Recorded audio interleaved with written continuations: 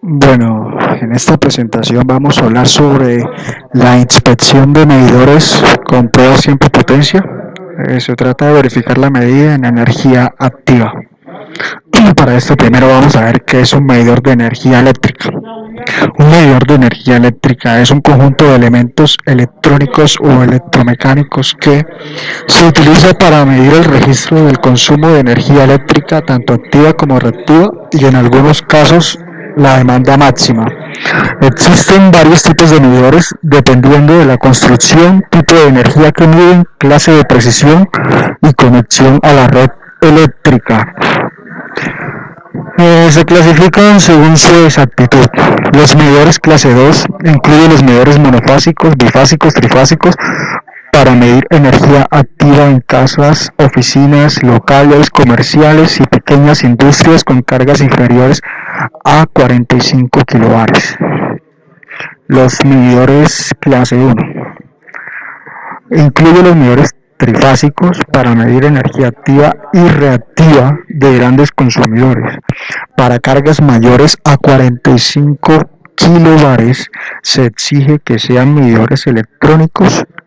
Igual estos también son usados en viviendas, locales comerciales, simplemente que son más precisos. Los medidores clase 0.5 se utilizan para medir a grandes consumidores cuando el usuario es no regulado o la tarifa es horaria. El medidor debe tener un puerto de comunicación o módem para enviar la información a través de la línea telefónica. Los medidores clase 0.2 se utilizan para medir la energía activa suministrada en bloque en un punto de frontera con otras empresas electrificadoras o grandes consumidores alimentados a 115.000 kilovoltios. De acuerdo con la construcción, los medidores se clasifican en medidores de inducción o electromagnético.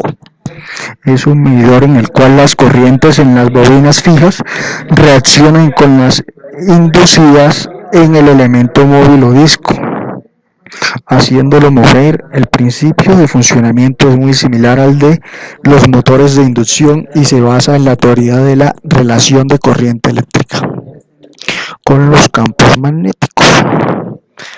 Los medidores estáticos o electrónicos son medidores en los cuales la corriente y la tensión actúan sobre elementos de estados sólidos o elementos electrónicos para producir pulsos de salida y cuya frecuencia es proporcional a los vatios hora o bar hora. Están construidos con dispositivos electrónicos y son de mayor precisión que los electromagnéticos.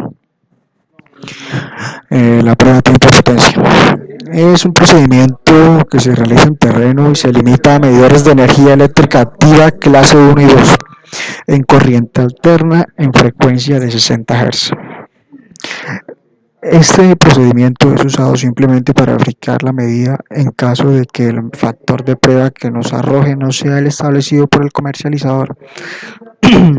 Abro paréntesis, en este caso estamos hablando de ETSA, que tiene un factor de prueba del 0.85 hasta 1.15. En porcentaje de error es más o menos un 15%. Otras comercializadoras como ESA y Enelar establecen que el factor de prueba de sus medidores debe estar entre el 0.90 y 1.10, o sea, un porcentaje de error del más o menos 10%. En caso de que el medidor no esté dentro de esos rangos, el medidor se retira, se envía al laboratorio y pues obviamente embalado. Para esta prueba usamos una pinza voltamperimétrica o amperimétrica. También nos sirve una pinza cosenofí, un cronómetro, una resistencia de más o menos más de 9 amperios y una calculadora. La fórmula es muy sencilla. Hay una constante que siempre usamos que es 3.600.000.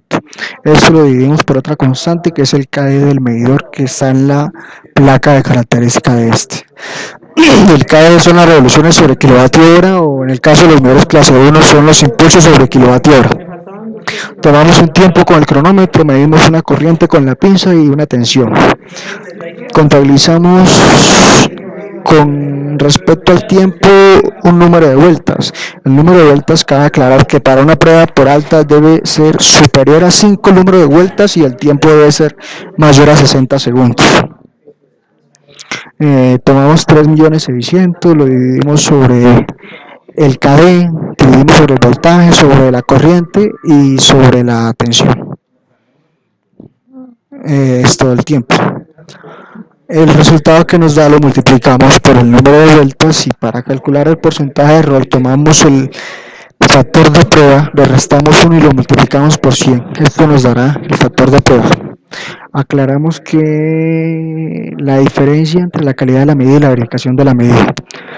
La calidad de la medida se realiza en un laboratorio certificado que reúne unas condiciones especiales. La verificación de la medida se realiza en el terreno sin las condiciones ideales con las que cuenta el laboratorio. Además interviene el factor humano y por tanto lo que se establece es que el medidor se encuentra dentro de un rango establecido por cada comercializadora.